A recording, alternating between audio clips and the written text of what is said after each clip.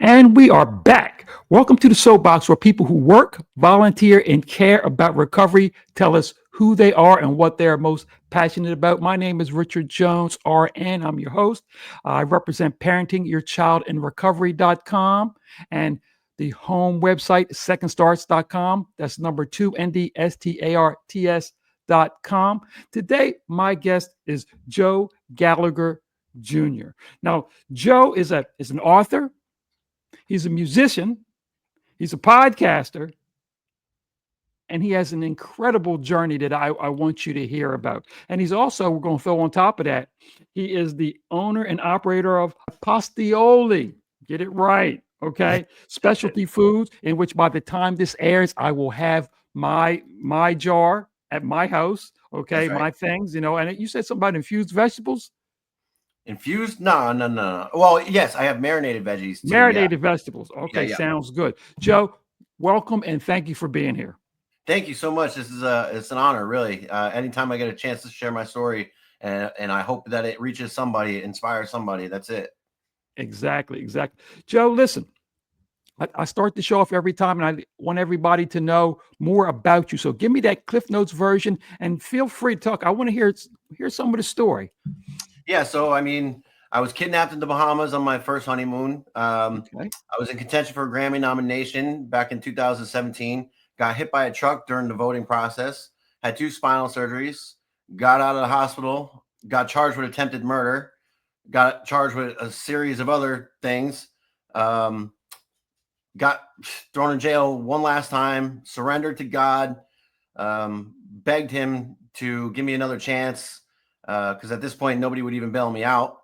And I got sober, and then I started Apastioli Specialty Foods by being of service to a group of drunks, and then got into a bunch of grocery stores, wrote the book, and now it's being adapted into a TV series. Okay, that's a lot to unpack. Wow. Okay. I want to go back to the first item. Sure. You got kidnapped on your honeymoon? Yeah. So I went on a cruise to the Bahamas. Day one, it's 8 o'clock in the morning. We're getting off the boat. We're on the beach, and there's a guy betting $100 that he could outdrink any of the tourists. So, of course, being the knucklehead I am, I took him up on the bet. 22 shots later, I lost the bet and was in a blackout. And at the Hard Rock Cafe downtown Nassau, me and my ex-wife were having brunch. I go outside for a cigarette. Some dude was selling weed. They told us not to go off the reservation, but I don't listen to rules that well. And I went with him for on a bus ride into the middle of nowhere. And he brought me down into this abandoned restaurant in the hood somewhere. And 7 other guys were waiting, and they tied me up, beat my ass, and wanted me to bring 2 kilos of coke back onto the boat and drain my bank account. 2 of the guys took me to the bank, and I had come to at this point. Now this is like 8 hours later, and I noticed that they were driving down a one-way street, and it was a real narrow road. So as soon as I got out of the car, I ran the opposite direction because I knew they were going to have to drive all the way down to the other end of the street to turn around and chase me, And I got away. I ran into a cop outside of a clothing store who was already looking for me. I couldn't, it's a miracle that the boat stayed in port. Wow. And yeah, here we are. Okay. Oh, but that's more than just interesting. That's more than just interesting. I want to get into how I even saw you the first time. Talking about your pasta sauces and stuff. Now you say you were just feeding people out of service. How did this start? And what kind of cooking background did you have to be able to pull this off? So, I come from a large Italian family. Everybody in the family cooks Italian, My grandmother specifically, she was originally from Naples, Italy. So this is the Sunday sauce that I grew up with, holidays, whatever. And yeah, so I couldn't even get a job at Walmart because all these charges started stacking up. So I got sober, and then like 2 months later, there was this meeting of recovery, and it was an eating speaker meeting. So everybody brought a dish. Well, I brought some spaghetti and meatballs and some eggplant parmesan, and somebody had the wild idea of me selling this stuff, and I had no experience in the food industry, and I just said yes, I'll look into it. Wow, that's incredible. I have a lot of questions for you because there's so much interest in here. Tell me about the music. I'm interested. Yeah, so I mean, my uncles and cousins on Sundays at my grandmother's house would be jamming together, and playing Grateful Dead tunes. And I always looked up Okay. to them. I was like 8 years younger than them, so here I am just enamored by that lifestyle. They were having fun, laughing and singing. And I wanted to someday be able to play with my uncles. And so at 15, I picked up a guitar, took some lessons. Within a year, I'm writing songs. By the age of 17, I'm playing out live, hosting an open mic show. And I actually got to invite some original members of the Whalers to this little restaurant, and I got to play with those guys. So here I am playing reggae, and I've been interested in a bunch of different types of music, reggae, hip hop, country, blues, rock, and eventually wrote 2,500 songs in 10 different genres. And then in 2017, I was in contention for a Grammy nomination for Best New Rock Artist, working with OB from the Hitmasters. And then Big Noise Records put my name on a ballot. And but I got hit by a truck during the voting process and had 2 spinal surgeries and lost feeling in my hands. And my voice hasn't been the same since. Wow. I like how you just ended that up with, and I got hit by a truck, but we're going to move on. That is amazing. That's amazing. And a lot of these experiences I know fuel the passion that you have because you're really good at that. I appreciate that. Before we go on, remember everybody, check those show notes. We're going to give you everything about Joe's the pasta sauce business. I want you to know about some of his other projects, which we are getting ready to discuss, because I want to hear more about it. The passion and the mission is what we're here to find out. So that's what we want to talk about. But before we go on, I also want to alert everybody that inside the show notes with Joe's information, contact information and everything, is going to be some things about parenting your child and recovery.com. If you have a young adult, ages 17 to 24, at risk, in trouble, or in the rehab process, it's a non-clinical option. So check that out. Joe, this is what I want to do right now. I want to put you up on the soapbox because I want to hear about your passion and your mission. This is where I get to hear what you've got to say. The first thing I want you to go over with me, because we talked about this, was your thoughts about service. Yes. I find it very interesting. Tell me about this. So they told me when I got into the rooms of recovery, unity, service, recovery, which the service part of it I missed for decades. In and out of the rooms, I didn't, I would get a little sobriety, little serenity, feel good again, and then rip it all down to the ground, drink again, and be back out off to the races. So this time, after all my scorecards read 0, I had nowhere else to turn. I had to get it right this time, because otherwise I was going to die or be locked up forever. I mean, they wanted to throw the book at me when all was said and done.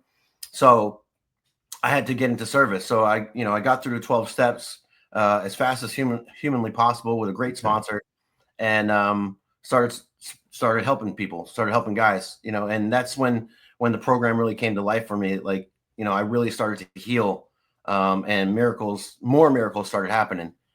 So it was an act of service, bringing some spaghetti meatballs and eggplant parmesan to this meeting to feed these people. That's what sparked the Apastioli Specialty Foods operation. I agree with that wholeheartedly. One of the things I try to teach when I'm working with somebody is that the act of service is a healer. Yes. It's a healer. I mean, it's the term I like to use is the right kind of selfishness. In other words, yes, you are doing something for other people, but you are more than likely you're doing stuff for yourself. So you can get both in one shot, and it's very healing and very comforting. So I'm glad you talked about that. Something else I want you to go over for me. It's a saying that I got off some of your content. Okay. Without the vine, the branch can't survive. Talk to me about that. Yeah, so I have to be connected to a power greater than myself. I need a source of power because lack of power is my dilemma. You know, Okay. my whole life seeking outside external things, achievements, accolades, recognition to fill the hole in my soul. I didn't realize that I suffered from a spiritual illness, so Okay. I had to tap into a power which is divine. Okay. They say in the Bible, Jesus is divine, and we get to bear fruit if we stay connected to divine. Hmm. And now that's what's happening to me. Once I turned my life over to Jesus Christ, got baptized, got sober, and now I have something. I have something worth sharing that's helping people. And again, like you said too earlier, about service, I can't keep it unless I give it away. Right. I can't keep this good life unless I am constantly thinking of others and how I can be an asset. And these tragic stories that I have are actually an asset now. Okay. And you were telling me about there's a you do something on a farm. Talk to me about that. What? Yeah, so my business, the food business, just exploded. And in 6 months, I outgrew my production capacity because I was doing everything by hand. I'm pouring Okay. sauce late at night, wrapping labels around jars. And I could only do like 300, 400 jars a night at most, right? So now I've got 15 stores and I got to deliver all this stuff in the back of a Honda all over the state of Connecticut, state of South Carolina. And I just couldn't keep up. So I had to scale. And I started looking into co-manufacturers and co-packing, but wasn't really feeling it. So Mhm. God put on my heart to vertically integrate this thing, find some land, grow the Okay. crops, harvest them, process them, package them, and distribute. And so I found 1,700 acres out in Adams Run, South Carolina. And Okay. then the nonprofit mission came to my heart too. It was like, we're going to do staffing for veterans, recovering alcoholics, and people that needed second chances like I did. Oh, that's excellent. That's excellent. That's excellent. That's excellent. Before we go on, one more time, remember everybody, check those show notes out. You're going to find some interesting stuff. And if I do nothing else today, to introduce you to Joe's content because I was captivated by it. As soon as I saw it, I said, I got to find a way to trick this guy to come on my show. So, and you were gracious enough to help out. So, and I appreciate that. But your content is electrifying. And if you're having trouble with the sense of your mission, I suggest you check it out because it give Hit you a me little up. boost. You definitely check it out and get in touch with him. And if there's a way you can join in or help if you don't have your own mission, I tell everybody, then if you find somebody that's got a mission and you don't know what your mission is, jump on, help out till you figure out what yours is. But just don't sit there, keep it moving. Right. So in those Faith show without notes, works and is dead. remember again, uh, young adult between the ages of 17 and 24 in trouble, okay, at risk for trouble and or in a rehabilitation program even. Check out parentingyourchildinrecovery.com. It's a non-clinical services that works with and it accelerates and punctuates the type of help that you are getting now. So it's a helper. So check that out, please. So I want to talk about the projects that you're working on. Okay. Uh, I want to start with the book. Okay. Yep. Uh, Tell me about the book From Bars to Jars. Tell me about the inception and how it came along and how it's doing even. Yeah. So while I'm working third shift at this kitchen, um, 3 o'clock in the morning, I get the idea that I'm going to start documenting what it was like getting into the food business with no experience. So originally it was just called jars, because I had all these jars of tomato sauce all around me, but when I started writing, I'm like, you know what? I'm going to go all the way back to the beginning and just tell my life story, my testimony, how I found faith, how I fell in the gutter, and how this company really started, so I did that. And now it's on Amazon, Ingram Spark, Barnes and Noble, and I'm getting so much feedback. And, my only hope was when I finished it, and it wasn't perfect. There's typos and all kinds of stuff in this book, Okay. but it's has been inspirational to people. And then, so I sent that manuscript to Angel Studios one night, watching The Chosen, binge watching The Chosen, 4 o'clock in the morning. And I'm Okay. like, let me take a shot. I sent them a message on LinkedIn and no expectations. 2 months later, I get contacted by them and they encouraged me to film a torch pilot. and for their review so that they could start pitching to networks. And a lot has happened since then. Oh, that's excellent. Okay, something we can look forward to. Okay. All right. And we're definitely going to stay on top of that because right now I tell everybody once you start this, you're in the soapbox family. So I like to keep up and keep everybody and all our other members, Yeah. abreast of that. So that's great. Uh, a podcast. Yeah. I found that interesting. I listened to some. I found that interesting. Talk to me about that inception and everything. Yeah, we're crazy, man. This is just a buddy of mine. We hit it off. I've only known him for about a month and a half right now. Okay. And a week after we met, we're like, we got to tell some of these stories. Let's do a podcast. And we had no idea what we're doing. Again, no experience, but we just got the personality. Especially my co-host, New York Nick. He's a character, and we just get rolling. It's unscripted. It's funny. It's emotional. We talk about real stuff. And just let it all out there. We don't hold any punches. Is it primarily a recovery type podcast, or do you delve into other subjects? How does that? I mean, it started with about Apastioli, the Italian food, because he's an Italian from Brooklyn, New York. I'm from New Haven, Connecticut, and we're down here in the South in Charleston, and there's not many of us here. There's not too much authentic Italian around, so we started riffing on that. And then it just got into all kinds of topics: faith, recovery, business, conspiracies, and talking about the Twin Towers and all that stuff. So Low Country Lunatics is kind of blowing up in a very short period of time, which is kind of on brand. That very, very interesting. Very interesting. Talk to me about some of your personal beliefs about the recovery process, because we all got a little different taste to it, which is why I like doing the show, because I get a different taste from everybody. But talk to me about your idea on how you build the proper recovery.